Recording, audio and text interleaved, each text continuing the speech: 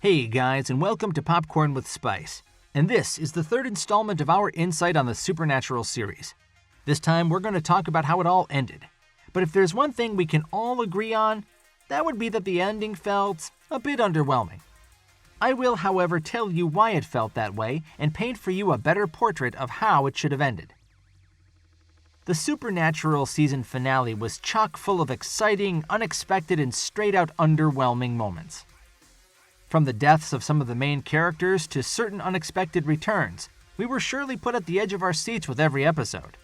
Starting with God, that is Chuck, announcing the end of humanity, and then with Jack searching for his soul for the majority of the series.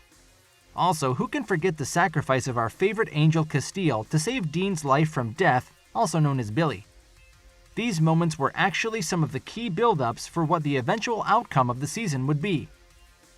In my honest opinion, however, they could have done a lot more for a series that has been amazing to date.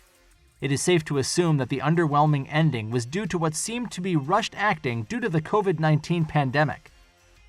Just in case you didn't know, the season finale was put on hold almost midway through due to the COVID-19 pandemic. And once acting resumed, you can tell that something was slightly off about the story.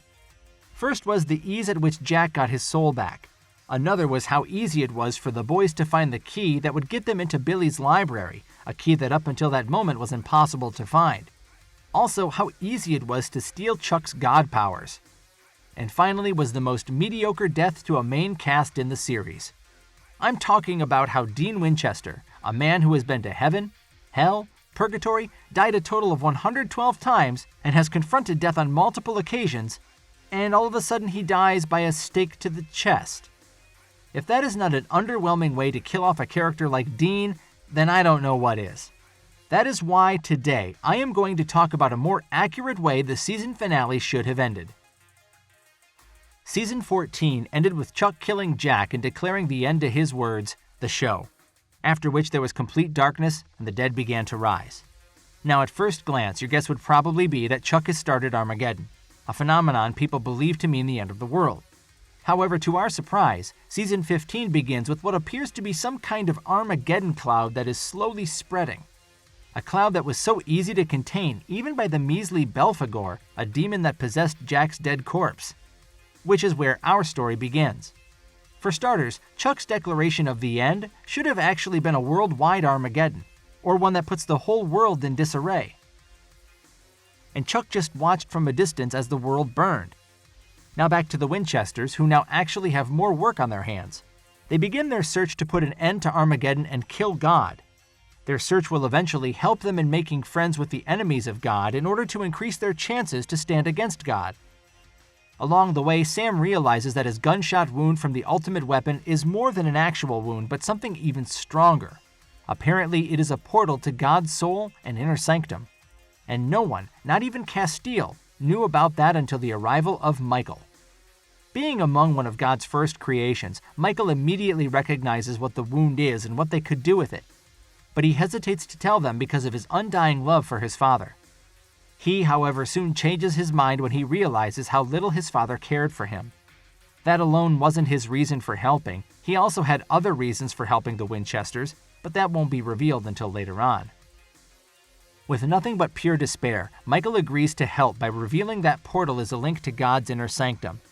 And do you know what is in God's inner sanctum? The Holy Trinity. God the Father, who is also the vessel called Chuck. God the Son, also part of the vessel, this time as the mind. And God the Holy Spirit, who is the soul of God. Now, the Holy Spirit is probably the only key component of the supernatural that wasn't used or mentioned. So what better way to introduce it than one leading to God's death? After a deep study of the wound, Michael confirms that the Spirit is not even there. So why would God remove a crucial piece of himself? Well, it is so that he can look at the Winchesters in an unbiased way. As you may know, Chuck is mostly only interested in the warfare of Sam and Dean. As such, he tends to forgive their shortcomings. But after every Sam and Dean in all his reality failed him, he drew his attention to the last Winchesters yet to fail him, and not surprisingly, they did after Sam tried to kill him with his own weapon. That moment proved to be the last straw for Chuck, and he sacrificed his own perfection by banishing the Holy Spirit just to delete all of existence.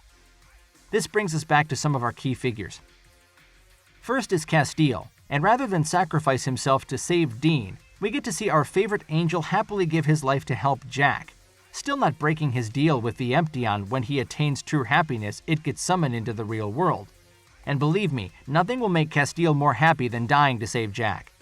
Second is Jack, the Nephilim without a soul, who eventually gets his soul revived by the newfound power he attained by pairing with the Holy Spirit.